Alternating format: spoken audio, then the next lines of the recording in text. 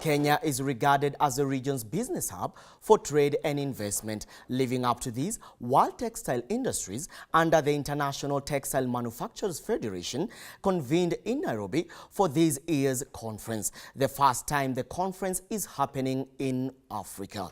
While opening the conference, the president of the International Textile Manufacturing Federation, also who doubles up as the president of the African Cotton and Textile Industry Federation, Jas Bedi, pointed out that Kenya is the heart of Africa and it has potential in the textile sector, with Africa having a market of 1.2 billion people. He further emphasized that Africa is becoming increasingly competitive and there is potential for investment. In the 144 years history of the International Textile Manufacturers Federation, ITMF, this is the first time the ITMF conference is being held in this part of Africa, in the so-called heart of Africa, here in Nairobi, Kenya. Kenya is the #1 exporter of apparel to the United States. Kenya exported $400 million of apparel last year, and we have over 50,000 people in our EPZs.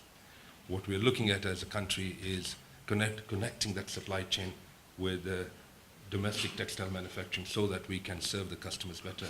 Africa is becoming competitive in many areas, and we can see the infrastructure investments that are going on, and all that is going to help doing the cost of doing business. Economic integration between countries is deepening. As you all know, Kenya has signed and ratified the CFTA, which is the African Continental Free Trade Agreement. 54 African countries, 1.2 billion people, duty-free, quota-free, besides the other market access agreements that we have to Europe and to the US under AGOA. And this trend of fashion and mass customization needs to have this type of enabling environment. Basically, the need for speed. Cotton is a crop of very high economic value because of its widespread demand in the textile industry, representing 38% of the fiber market. As such, new technologies have been developed to ensure maximum yield, a case in point BT technology, an insect-resistant transgenic crop designed to combat the bollworm. India and China, for instance, two of the top producers of cotton, improved farm income by BT cotton by 31 billion shillings and 100 billion shillings respectively in 2015 alone. The Secretary General of the United Nations Conference on Trade and Development, UNCTAD, addressed the fears that such technology, together with advanced ones, are here to replace the labor force, given that Africa has a good business environment with a low cost of labor. That in spite of the challenges of robotics and enhanced automation in production, the labor cost factor still makes this region the medium-term main destination of new textile production processes. I appreciate very much the centrality of the textile industry for many of the African countries who are attempting to dramatically suck up lower cost jobs and increase their contribution of manufacturing in the GDP.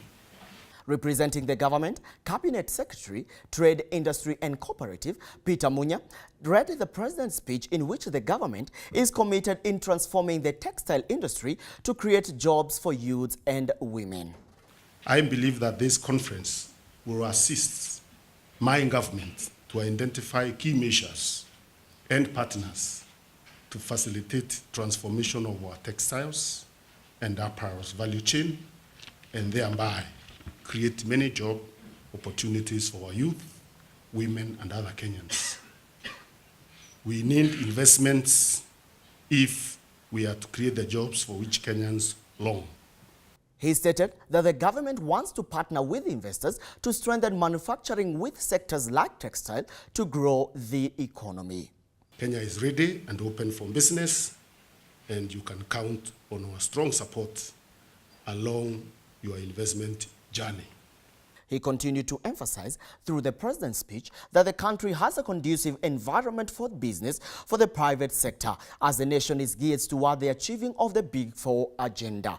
With direct flight from Nairobi to New York, Kenya's cotton is open to the U.S. market under the AGOA program. As a result, and also due to the track record of government of Kenya's nurturing the private sector as the engine of growth, a high number of multinational companies have set up their regional or continental headquarters in Kenya. We need more investment to enable us to confront the challenges of high unemployment rates.